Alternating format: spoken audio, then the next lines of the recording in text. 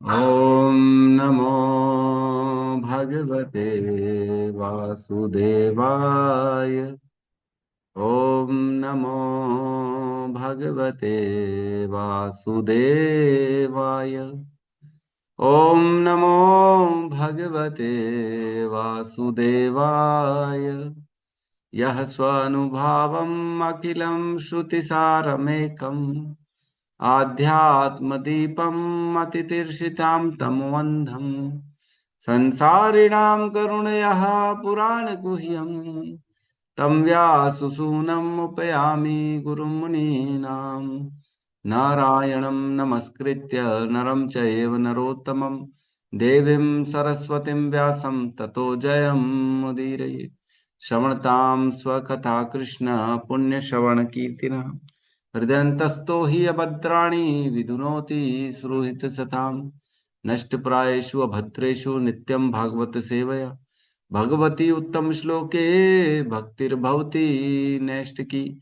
श्रवणतः श्रद्धया नित्यं गृणतश्च स्वचेष्टितं कालेन नातिदीर्घेण भगवान् विशते हृदि। कृष्णाय वासुदेवाय देवकी नंदनाय च नंदगोपकुमाराय गोविन्दाय नमो नमः। नमः पंकजनाभाय नमः पंकजमालिने नमः पंकजनेत्राय नमस्ते पंकजांग्रिये।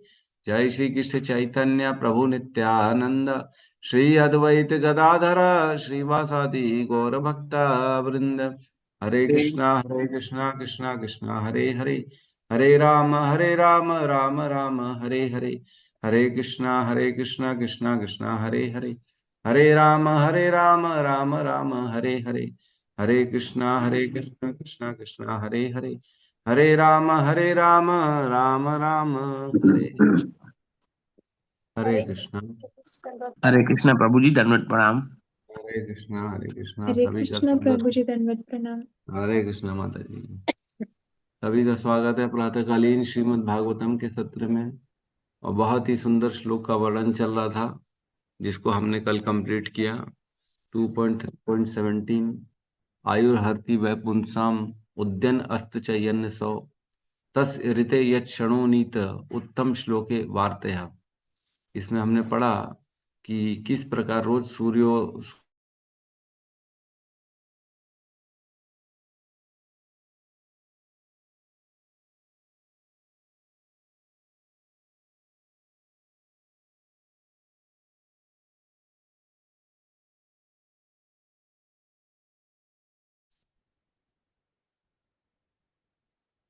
लाइट गोल हो गई यहाँ पे हमारे यहाँ। एक सेकेंड बस। तो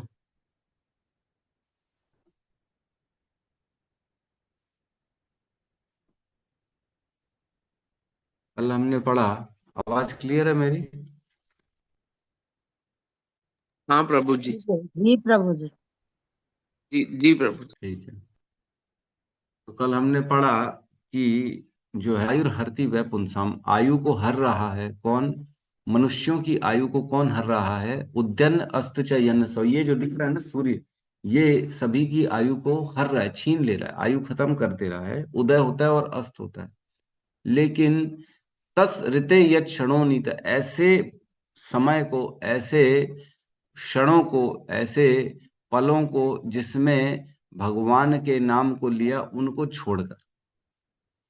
तो जैसे जिस भी समय हम भगवान का नाम जप कर रहे हैं या भगवान की कथा कीर्तन में अपने आप को व्यस्त रख रहे हैं, श्रवण कीर्तन में व्यस्त रख रहे हैं, जिसमें भी उत्तम श्लोके वार्ता, या जिसमें कृष्ण की वार्ता हो, जिसमें भगवान के नाम हो, भगवान का स्मरण हो, भगवान की कथाएं हो, ऐसे समय को छोड़कर बाकी सारा समय जो है हमारी आयु को छीन रहा है कौन? सूर्य।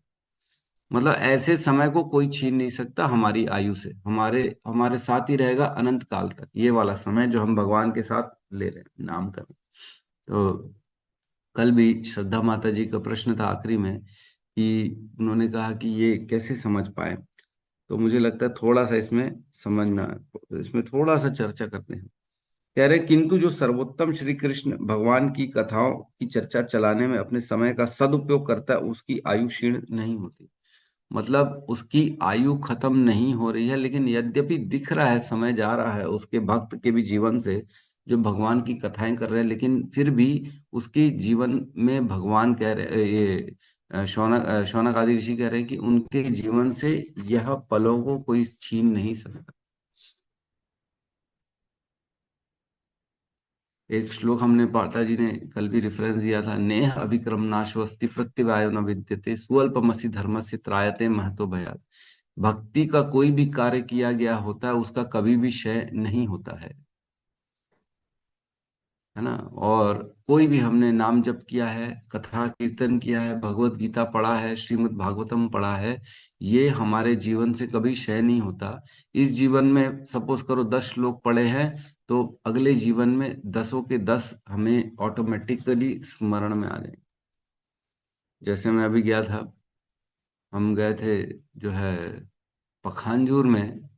पखानजूर में जब हम कीर्तन करने बैठे, तो एक छोटे से नन्हे प्रभु जी थे, क्या नाम था उनका मैं भूल गया, लेकिन उनको मृदंग आता था, और मृदंग भी ऐसा एकदम एक्सपर्ट के जैसे बजा रहे। तो हमने पूछा उससे कि तुमने सीखा है, क्लासेस व्लासेस करी है? बोले नहीं, ऑटोमेटिक आ गया, कोई क्लास नहीं करी उसने।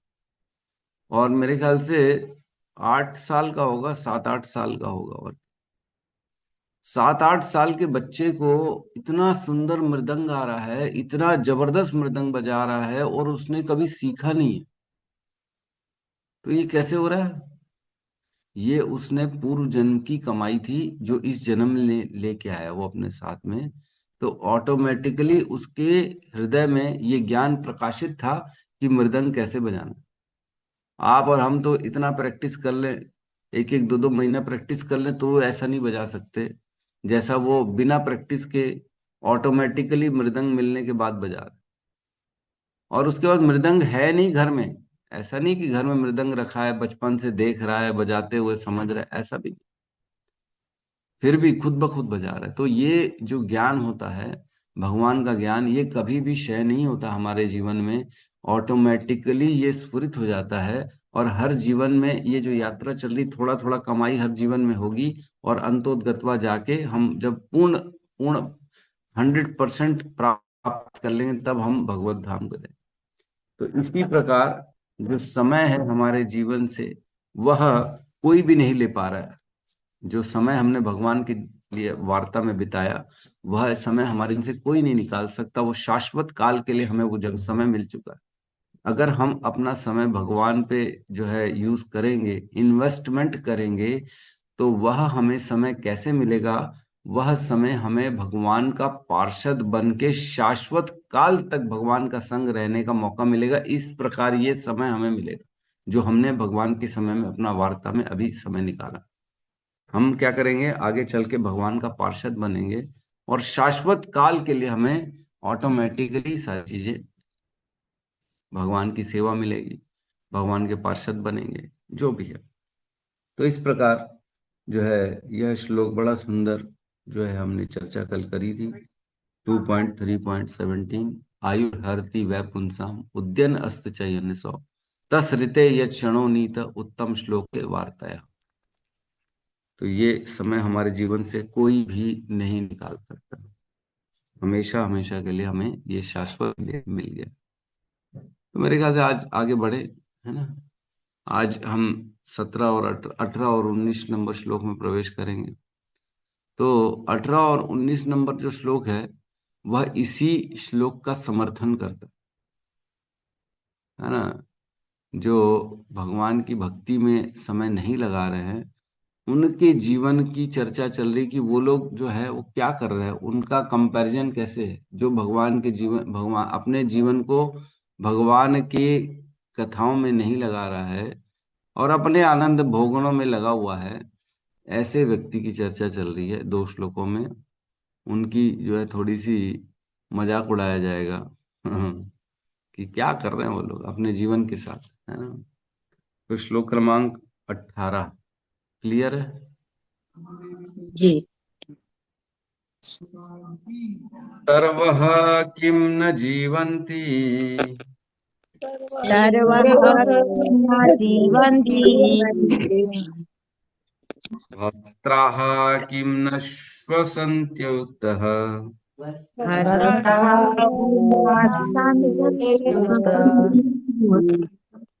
न खादन्ति न मेहन्ति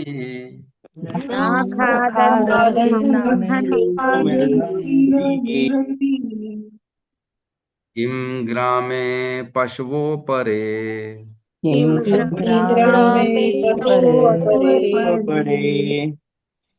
सर्व किं न जीवन्ति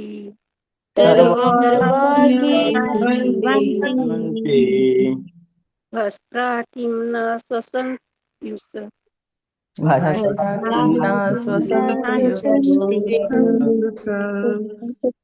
न खादन्ति न मेहन्ति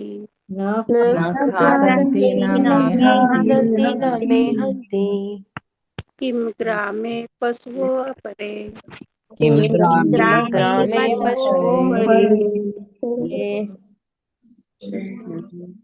सर्वः किं न जीवन्ति भस्त्राः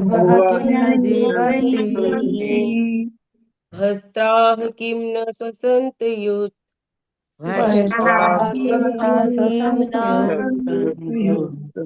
न खादन्ति न मेहन्ति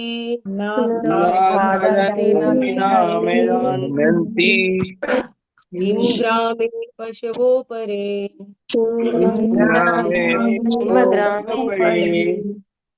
सर्वः जीवन्ति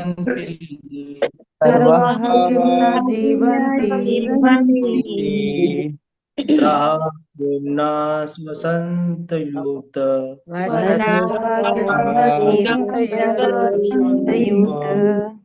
न खादन्ति न मेहन्ति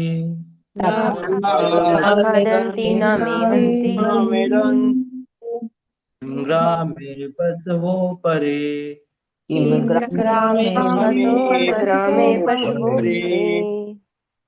सर्वा किं न जीवन्ति भस्त्राः किं न श्वसन्तयुत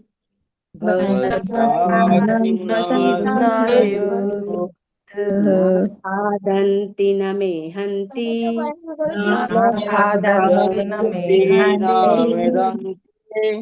किं ग्रामे पशवो परे।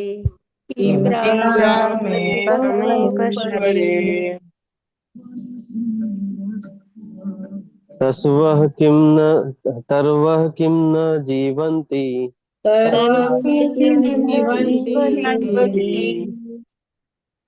भस्त्रा किं न श्वसन्त्युत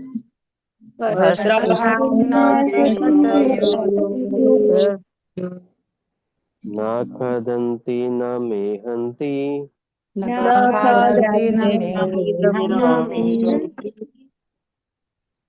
किं ग्रामे पशवो परे।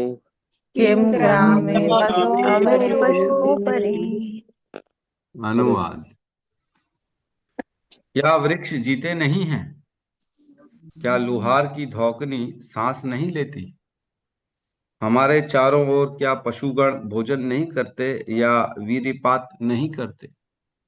आवाज आ रही है मेरी? जी प्रभु जी। ओम अज्ञानतिमिरन्धस्य ज्ञानांजन शलाकया पूरा चक्षुरुन्मिलितं सीरियस मोड था पूरा सीरियस मोड था पूरा मैं तो सीरियस मोड। ओम अज्ञानतिमिरन्धस्य ज्ञानांजन शलाकया चक्षुरुन्मिलितं येन तस्मै श्री गुरुवे नमः। श्री चैतन्य मनोभीष्टं स्थापितं येन भूतले स्वयं रूपः कदा मह्यं ददाति स्वपदान्तिकम्। वन्देऽहं श्रीगुरु श्रीयुतपदकमलं श्रीगुरून् वैष्णवंश्च श्रीरूपं सागरजातं सहगण रघुनाथान्वितं तं सजीवं साद्वैतं सावधूतं परिजन सहितं कृष्ण चैतन्य देवं श्री राधा कृष्ण पादान् सहगण ललिता श्री विशाखान्वितांश्च। हे कृष्ण करुणा सिंधु दीनबंधु जगतपते गोपेश गोपिका कांता राधा कांत नमस्तुते। तप्त कंचन गौरांगी राधे वृंदावनेश्वरी वृषभानुसुते देवी प्रणमामि हरिप्रिये। वाञ्छाकल्पतरोभश्च कृपा सिन्धुभ्य एव च पतितानां पावनेभ्यो वैष्णवेभ्यो नमो नमः।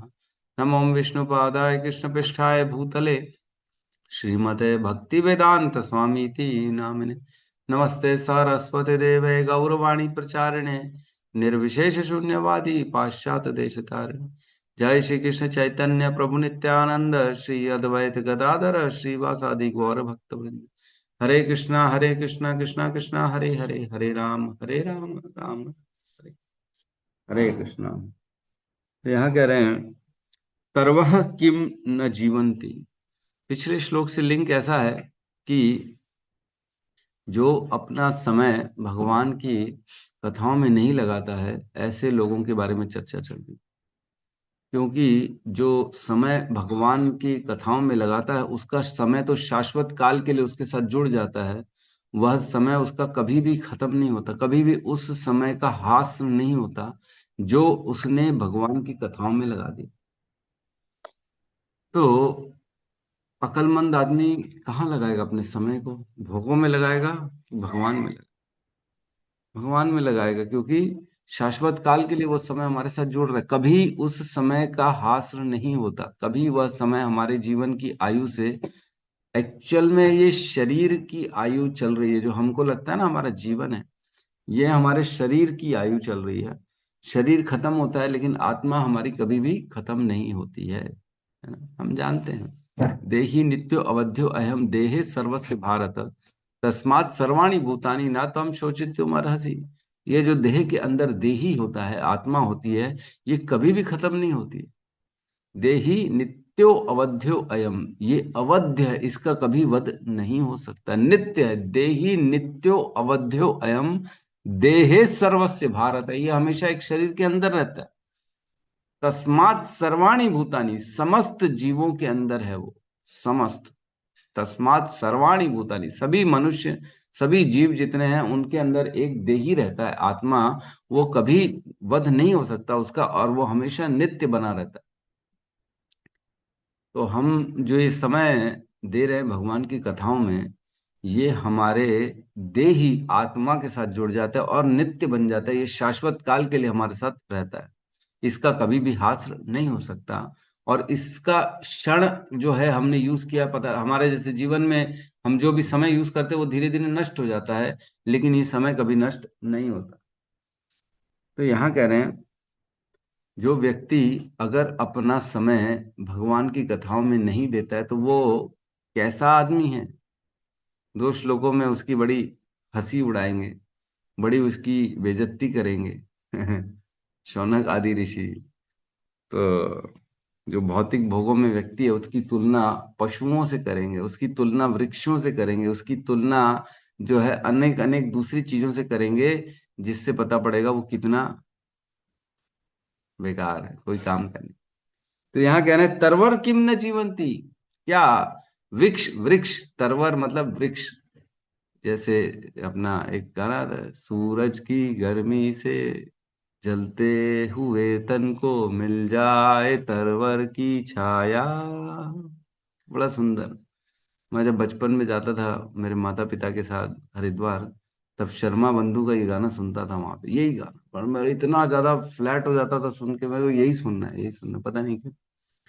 तो तरवर की छाया मतलब तरवर जो होता है, वृक्ष होता है, उसको कहते हैं। तो यहाँ कह रहे तरवर किम न जीवंती, क्या वृक्ष नहीं जीते हैं? क्या वृक्ष नहीं जीते? जो भगवत विमुख है व्यक्ति है उसकी कंपैरिजन चल रही है। जो भगवत भक्ति में अपना समय नहीं निकल रहा है, तो वो किसके जैसा है? वो कह रहे हैं वृक्षों के जैसा है। वृक्ष भी तो जीते हैं ना, वो भी वैसे ही जी रहा है। तरवर किम न जीवंती, वृक्ष को क्या जीते नहीं? अगर कोई कहे हाँ हाँ बिल्कुल, लाइफ तो वृक्षों में भी है, मनुष्यों में भी है, लेकिन वृक्षों से तो श्रेष्ठ है ना। वृक्ष जैसे सांस लेते हैं, मनुष्य जैसे सांस लेते हैं, वैसे वृक्ष थोड़ी सांस ले सकता है।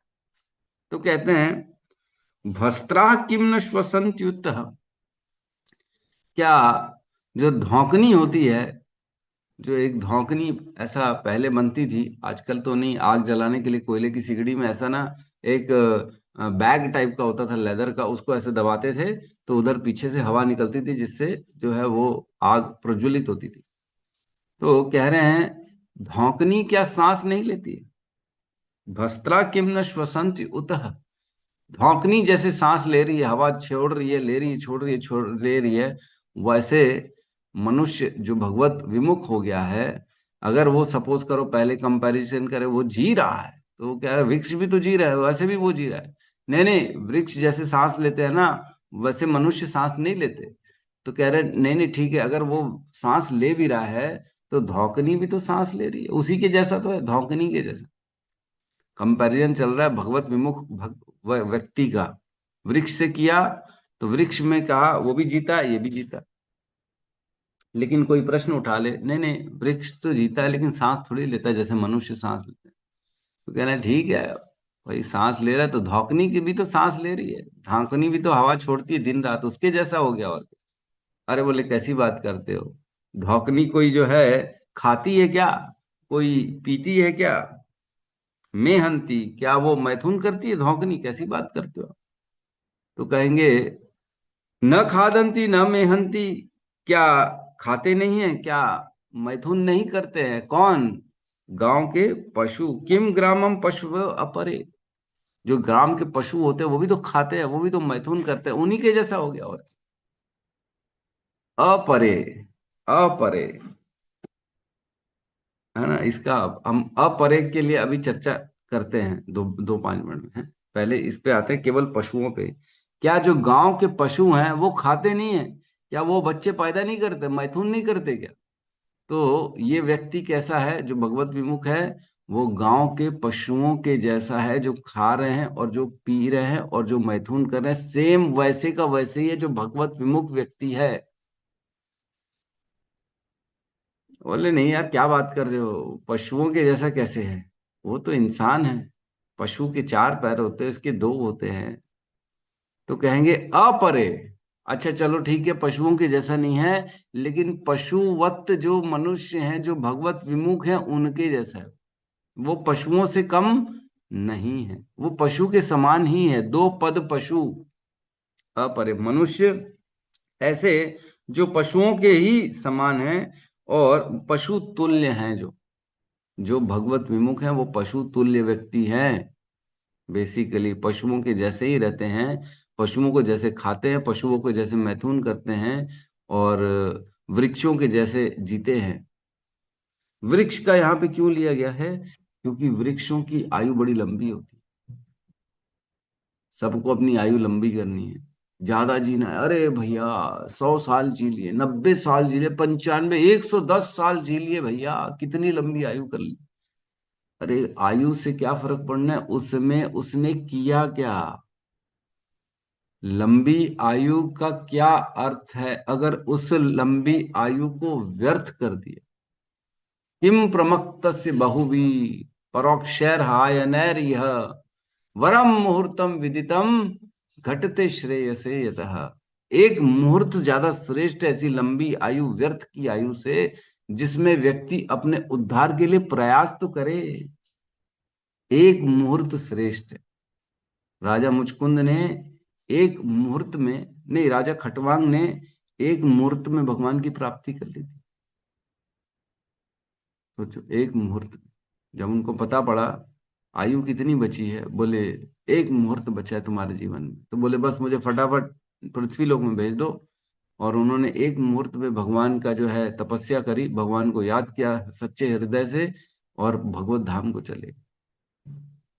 और लंबी आयु वृक्षों के समान, ऐसे ऐसे वृक्ष हैं जो 5,000 साल पुराने भी वृक्ष हैं, ऐसे वृक्ष भी हैं। बोलते हैं कलकत्ता में एक वृक्ष है जो इतना लंबा इतना चौड़ा है, 2-3 किलोमीटर, 5 किलोमीटर, पता नहीं कितना चौड़ा पेड़ हो गया वो, बरगद का पेड़।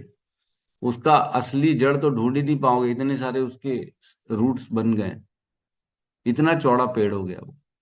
तो अगर इतना बड़ा भी जीवन मिल गया तो क्या किया, 100 साल का भी अगर व्यक्ति को जीवन मिल गया और उस 100 साल में केवल उसने भोग भोगे, है ना, केवल धौंकनी के समान सांस लेते गया, पशुओं के समान खा रहा है, पशुओं के समान मैथुन कर रहा है, तो उसका जीवन तो व्यर्थ है ना। क्या क्या औचित्य इतने बड़े जीवन का। तो एक बार की बात है, प्रभुपाद जब मॉर्निंग वॉक में जा रहे थे, तब एक छोटा सा कुत्ते का पिल्ला उनके पास बार बार आ रहा था, बार बार बार बार। तो उनके शिष्य, प्रभुपाद के शिष्य उसको भगा रहे थे, निकल इधर से निकल। बार बार आके प्रभुपाद के पैरों में आ रहा था। तो प्रभुपाद ने बोला, रहने दो इसको, ही इज माई फॉलन शिष्य, ये मेरा शिष्य है जो इसका पतन हो चुका। देखो, कुत्ता बन गया शिष्य, कुत्ता बन गया, पतन हो गया। ऐसा कर्म ना करें जिससे कुत्ते बिल्ली पशुओं का जीवन हो जाए। वैसे भी ये जीवन अगर भगवान के विमुख है तो कुत्ता बिल्ली और कुछ नहीं है, कुत्ते बिल्ली के अलावा कुछ और नहीं। तो जो लोग पशु जीवन जीने के उद्देश्य के प्रति सुप्त है, ऐसे लोग ज्ञान को जानने की कोशिश भी नहीं करते। आज की डेट में ऐसे अपरे जो पशुओं के समान जीवन जी रहे, जो भगवत विमुख लोग हैं, वो ज्ञान के प्रति अनभिज्ञ, उनको ज्ञान से कोई लेना देना है ना। उनको क्या लगता है, संसार बस घूम लें। कल ही हमारे एक रिश्तेदार बाहर से घूम के आए, ऐसी बात चल रही थी। बोलते हैं इतना बड़ा संसार है, घूमना चाहिए व्यक्ति को, जाना चाहिए, देखना चाहिए क्या हो रहा है संसार में, इधर जाना चाहिए, उधर जाना चाहिए, सब जगह जाना।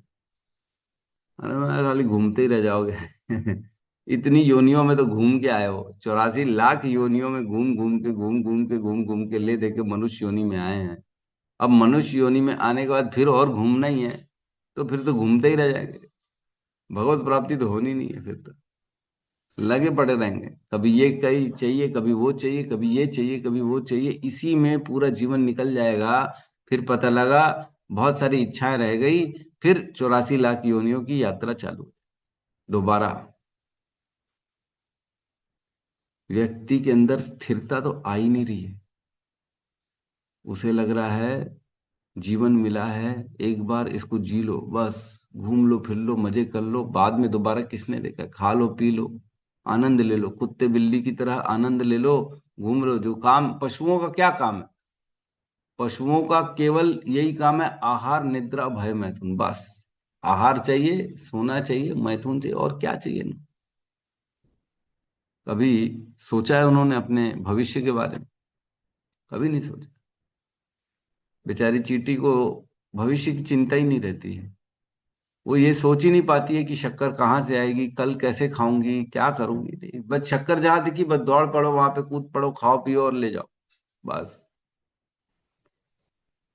एक जो है कुतिया, जो फीमेल डॉग होती है, वो भी अपने बच्चों का पेट भरती, वो भी भरती है। एक चिड़िया है, वो भी अपने चूजों का पेट भरता है, जाके दाना चुन के ला लेता है। अगर केवल यही हमें भी करना है तो हमारे में और पशुओं में क्या अंतर। हम भी तो अपने बच्चों को अगर खाली खाना ही खिला रहे हैं, उनकी सुरक्षा ही कर रहे हैं, तो पशुओं और हमारे में कोई भेद है ही नहीं। हमसे ज्यादा सुखी तो सुअर रहता है अपने, जहाँ 10-10 बच्चे पैदा करता है, बढ़िया ताजा मल खाता है, प्रसन्न चित्त रहता है, मोटा चित्ता, मोटा रहता है, हट्टा कट्टा। और व्यक्ति के पास इतनी सुविधाएं हैं तो भी वो टेंशन में लगा पड़ा हुआ है। सब सुविधा होने के बाद भी उसको टेंशन है, पता नहीं क्या टेंशन है। किसी को कल की टेंशन है, किसी को आज की टेंशन है, किसी को मौसम की टेंशन है, किसी को पॉलिटिक्स, राजनीति की टेंशन है, किसी को पेंशन की टेंशन है, किसी को बच्चों के भविष्य की टेंशन है, किसी के पोतों पोतियों की टेंशन है, किसी को कपड़ों की टेंशन है, किसी को मेकअप की टेंशन है। टेंशन ही टेंशन लेके जी रहे हैं। पता नहीं शरीर ही छूट जाएगा तो क्या करेंगे ऐसे शरीर का, जिसके प्रति इतना टेंशन ले।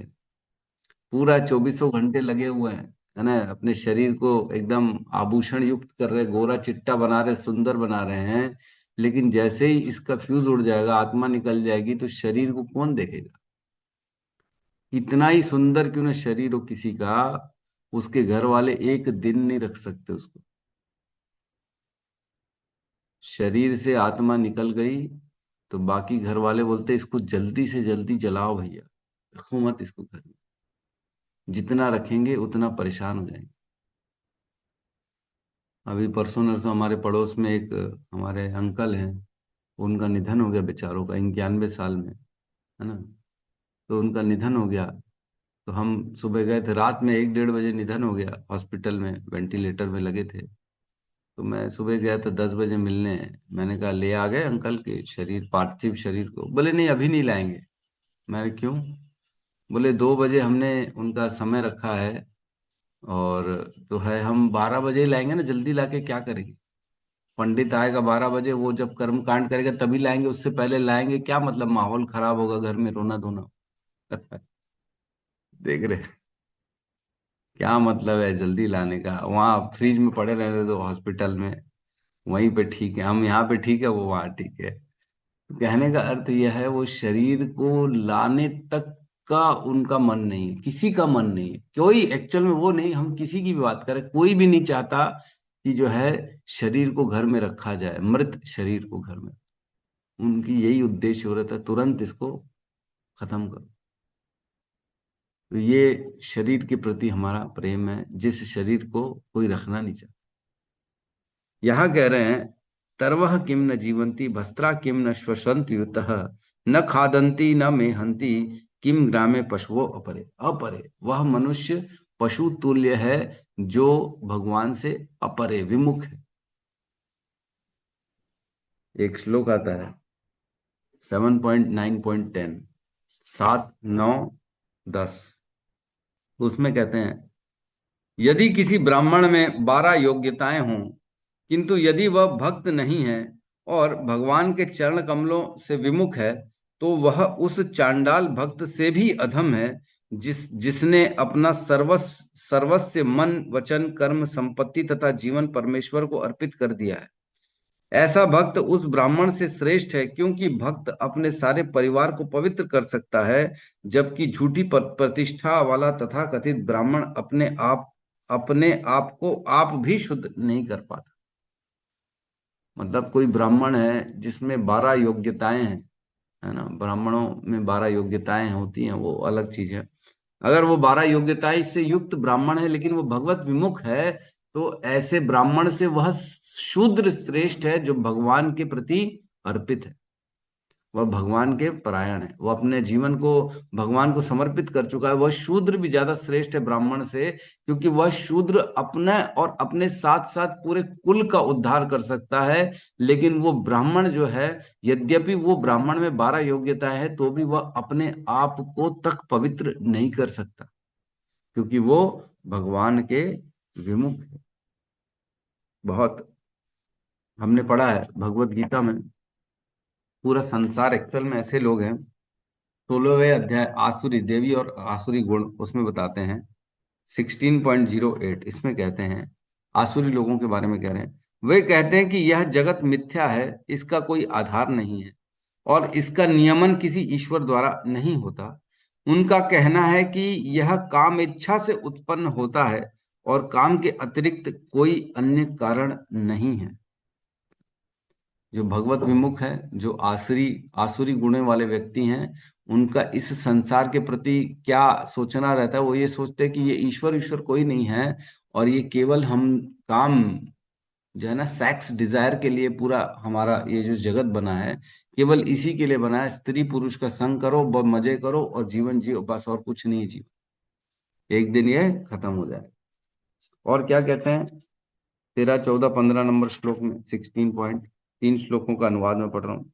आसुरी व्यक्ति सोचता है, आज मेरे पास इतना धन है और अपनी योजनाओं से और अधिक धन कमाऊंगा। इस समय मेरे पास इतना है, किंतु भविष्य में यह बढ़कर और अधिक हो जाएगा। वह मेरा शत्रु है और मैंने उसे मार दिया है, और मेरे अन्य शत्रु भी मार दिए जाएंगे।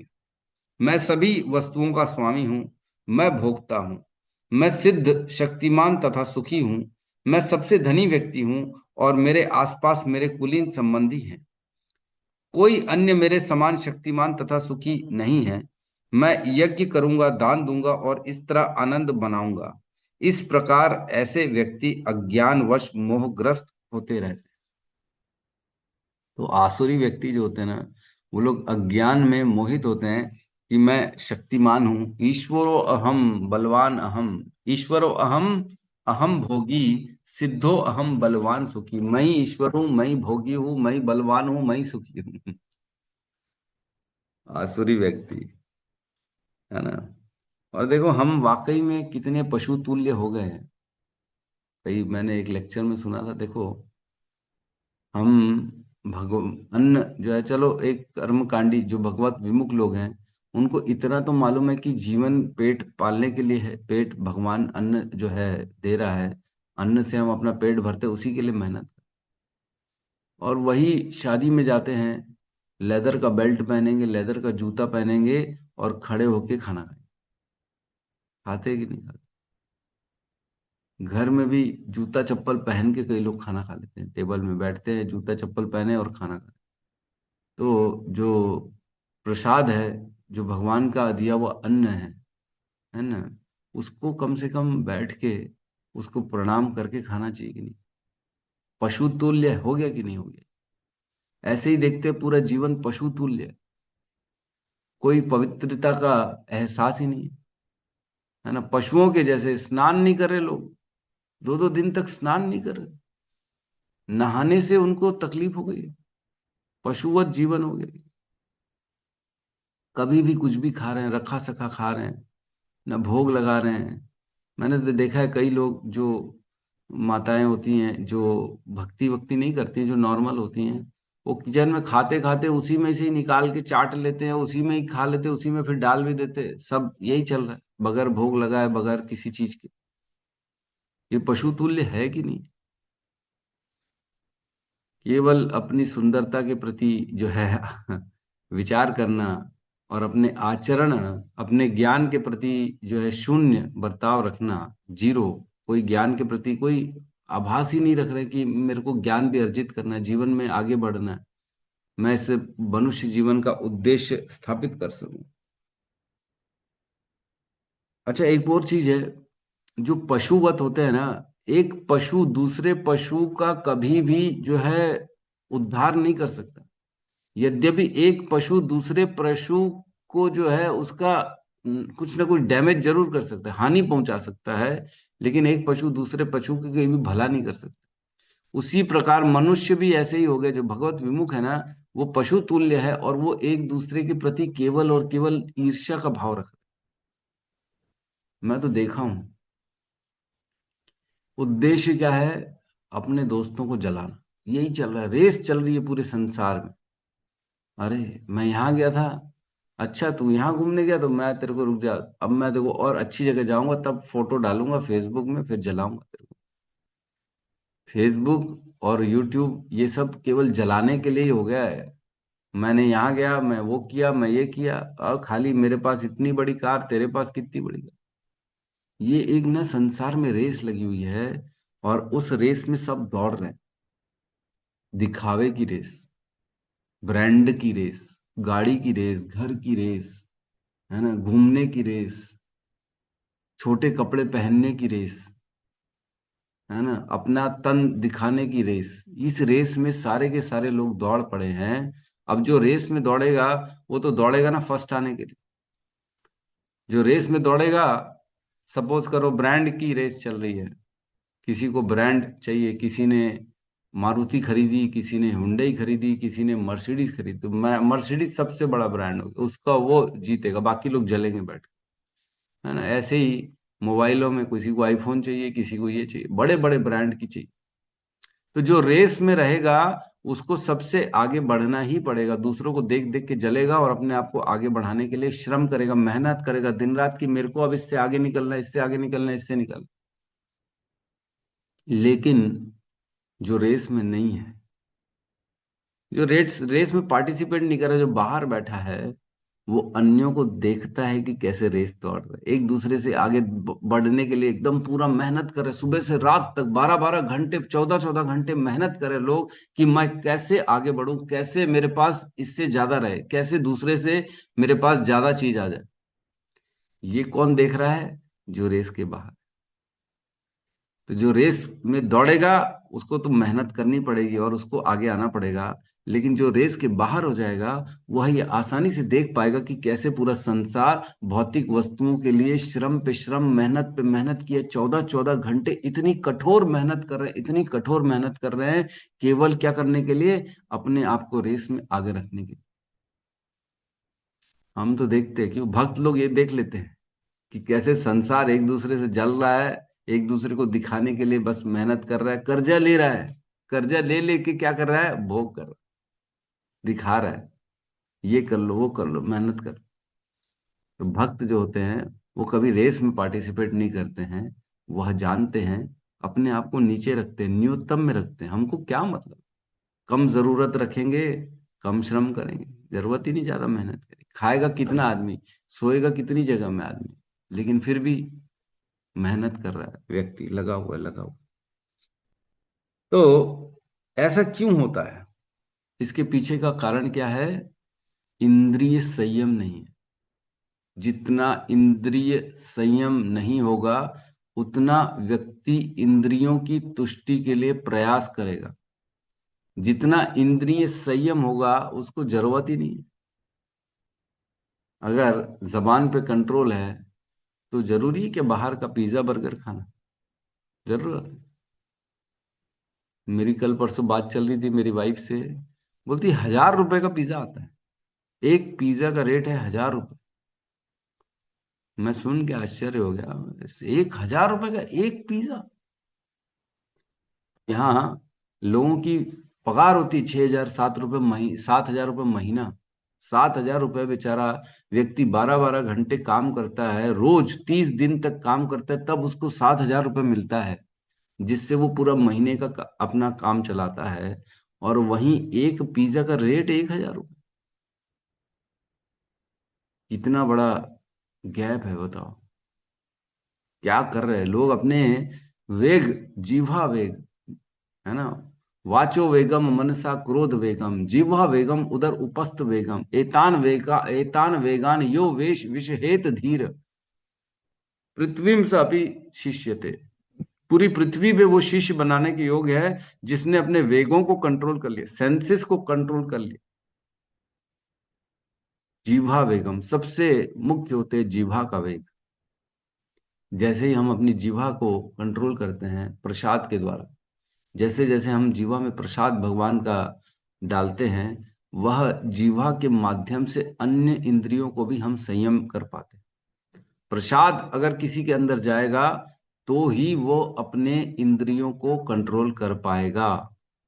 क्योंकि अगर भोगी के हाथों से बना हुआ प्रसाद भोजन खाएंगे, होटलों में खाएंगे, तो वही चेतना हमारे अंदर प्रवेश करेगी और वही गुण हमारे अंदर उत्पन्न भी होंगे। वो भी महान बनता जाएगा भोगी, महान भोगी। क्यों? क्योंकि भोगी के हाथ का खा रहा है, वही चेतना आएगी। लेकिन जैसे जैसे प्रसाद पाएंगे तो चेतना क्या होगी? शुद्ध होगी, भगवान की कृपा मिलेगी और भक्ति प्रवेश करेगी, जिससे हम अपनी अन्य इंद्रियों को, आंखों को, कान को, नाक को, अन्य अन्य जगहों पे उनको कंट्रोल कर सके। जननेंद्रियों को, सबसे बड़ा ये जननेंद्रियां जो है ना, बहुत मुश्किल होती है इनको कंट्रोल करना। बड़े से बड़े तपस्वी लोग तक जो है विफल हो जाते हैं। हमने पढ़ा विश्वामित्र 60,000 साल तक तपस्या करने के बाद भी मेनका के प्रति आकर्षित हो गया, भोग करना, है ना। और वो कौन सा मुनि था जो पानी के नीचे चला गया? सौरभ मुनि, सौरभ मुनि, क्या नाम था उसका? सौरभी। सौरभी है, सौरभी मुनि। सोभरी सोभरी है, सोभरी। सोभरी मुनि, यस, सोभरी मुनि, सौरभी नहीं था, सोभरी। सोभरी मुनि जो थे पानी के अंदर तपस्या कर रहे थे कि मेरे को कोई वेग सताए ना, मैं कोई इंद्रियों को देख ना सकूं, कहीं कुछ चाहे ना ध्यान। लेकिन मछलियों को संग करते हुए देखा तो मछली के प्रति आकर्षित हो गया, निकल के 50 मानदाताओं की कन्याओं से शादी कर ली, 50 लड़कियों से शादी कर ली ऋषि ने, सौभरी मुनि। तो कहने का अर्थ यह है कि जो व्यक्ति अभक्त हैं वो पशु तुल्य हैं, वृक्षों के जैसे जी रहे हैं, लंबी आयु की कामना कर रहे हैं, भौंकनी के समान सांसें ले रहे हैं, हवा तो छोड़ रहे हैं, बेकार कोई पर्पज नहीं है, खा रहे हैं, पी रहे हैं, मैथुन कर रहे हैं पशुओं के समान, और ये केवल और केवल अपने जीवन को पशु ही बना दिया इन्होंने, दो पदी पशु। तो इसमें तात्पर्य में लिखते हैं शील प्रभुपाद, भौतिकवादी इस जीवन को अधिक से अधिक दीर्घ बनाना चाहता है क्योंकि उन्हें अगले जीवन की कोई जानकारी नहीं रहती। वे इसी जीवन में अधिकतम सुख चाहते हैं क्योंकि वे अंतिम रूप से सोचते हैं कि मृत्यु के पश्चात जीवन नहीं होता। भौतिकवादी क्या सोचता है कि मृत्यु के बाद कोई जीवन ही नहीं है, बस enjoy the life before it melts. Ice cream को पिघलने के पहले खा लो, उसी प्रकार जीवन को खत्म होने के पहले मजे कर लो। पूरा चाट चाट के इस जीवन को, एक एक चीज को चाट डालो। खाने के मामले में, देखने के मामले में, सूंघने के मामले में, स्पर्श कमले करने के मामले में, इन जननेंद्रियों के मामले में सब कुछ भोग कर लो। ऐसे लोगों का सिद्धांत है जो ये सोचते हैं कि मनुष्य जीवन एक ही बार मिलता है और इसके बाद कुछ नहीं होता। ऐसे लोग बेवकूफ हैं और लोग ऐसे लोगों की बातों में भी आ जाते हैं। सबसे बड़ी बात यह है, लोग क्योंकि उनके अंदर भी भोगों की इच्छा बनी हुई है। जो भोगी होता है उसको चाहिए भी कि मुझे भोगी भोग मिले। तो जो जो जैसा जैसा प्रवृत्ति होती है वैसे लोगों का संग मिल जाता है, एक दूसरे के साथ भोग करने की विचार कर, है ना। तो एक हमारा चैतन्य चरितामृत का पद आता है जिसमें कहते हैं कि असाधु संग कृष्ण भक्त आर, है ना। क्या कहते हैं, असत्संग त्याग यही वैष्णवाचार, स्त्री संगी एक असाधु कृष्ण भक्त आर। मतलब हमें ऐसे लोगों से अपने आप को दूर रखना चाहिए। असत्संग त्याग यही वैष्णवाचार, वैष्णव का क्या आचरण है कि असत्संगी लोगों से दूर रहे, जो भगवान के प्रति समर्पित नहीं है उनसे दूर रहे। पहला तो कौन, स्त्री संगी एक असाधु कृष्ण भक्त आर। जो स्त्रियों के प्रति बहुत ज्यादा आकर्षित है, जो भोगों में बहुत ज्यादा इसके इंटरेस्ट है, उससे तो दूर रहना चाहिए। और कृष्ण को जो नहीं मानता है उससे दूर रहना चाहिए।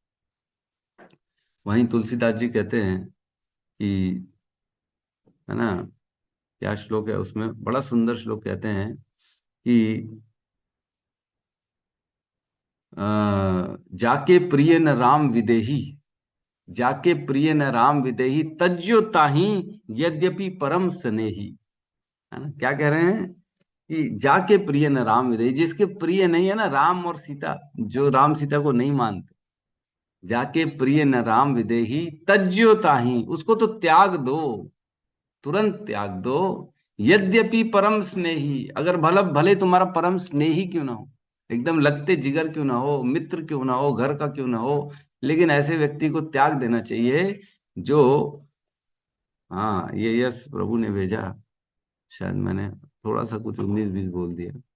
जाके प्रिय न राम विदेही तजिए ताही, कोटि वैरी सम यद्यपि परम स्नेही।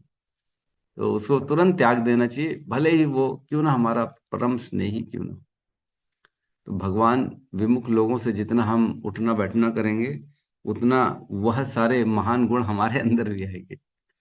जो भोगता है, जो लोग आजकल कितना ज्यादा भोगों में लगे हुए हैं, कितना सुनाई देता है नहीं, भोगों के कारण लोग कितना गलत आचरण करते हैं, वैश्यावृत्ति करते हैं, जबरदस्ती रेप हो जा रहा है बच्चियों का, माताओं का। क्यों? क्योंकि कंट्रोल ही नहीं है सेंसेस में। ये कोई सिखा नहीं रहा, कोई स्कूल कॉलेज में ये सिखाया ही नहीं जा रहा। और हमारा जो आध्यात्म ज्ञान इतना इतना सुंदर, इतना उत्तम ज्ञान है, उसको कोई पढ़ना चाहता नहीं। भक्तों का भी क्या विचार होता है, भक्त भी चाहते हैं कि हम ऐसा जिएं कि ये बस केवल हमारा आखिरी दिन है, हमें ऐसा जीना चाहिए, बस आज आखिरी समय मिल गया, भगवान को याद कर लो, जितना हृदय से भगवान को याद कर सकते हो उतना याद कर लो। और भोगी क्या सोचते हैं, बस आखिरी दिन है भोग लो। दोनों में अंतर समझ में आ रहा है। वो भोगने में लगा हुआ है और यहाँ भक्त जो है वो भगवान की प्राप्ति के लिए प्रयास में लगा हुआ है। तो हमें ऐसा जीवन जीना चाहिए कि भगवान के प्रति समर्पित हो, अन्यथा हम भी वृक्ष पशुओं तुल्य जीवन जिएंगे अगर भगवान के विमुख हो जाएंगे। तो किसी को प्रश्न है तो हम ले सकते हैं। मैंने यद्यपि सोचा था कि आज 2 श्लोकों को लेंगे, लेकिन बोलते चले गए बोलते चले गए। हरे कृष्ण प्रभु जी, सादा प्रणाम। प्रभु जी आपने कोई श्लोक नहीं पूछा, बताइए, याद करके रखी थी बिल्कुल। हाँ, मेरे को मालूम है ना, आपने याद किया इसलिए तो नहीं पूछा मैंने। अब कल परसों पूछूंगा, जब आप थोड़ा सा भूल जाओगे तब पूछूंगा। नहीं भूलेंगे प्रभु जी, अभी मैं बिल्कुल। गुरु तो गुरु होता है, गुरु तो गुरु होता है ना। शिष्य अगर अपने आप को शिष्य भी होशियार समझता है तो गुरु ज्यादा होशियार। कल हमने बोला था, परसों बोला था याद करने के लिए, तो कल कोई याद नहीं किया। हरे कृष्ण प्रभु जी, दंडवत प्रणाम। यस। प्रभु जी, धौकनी क्या है, समझ में नहीं आया मेरे को। धौकनी, रुको, होल्ड करते हैं।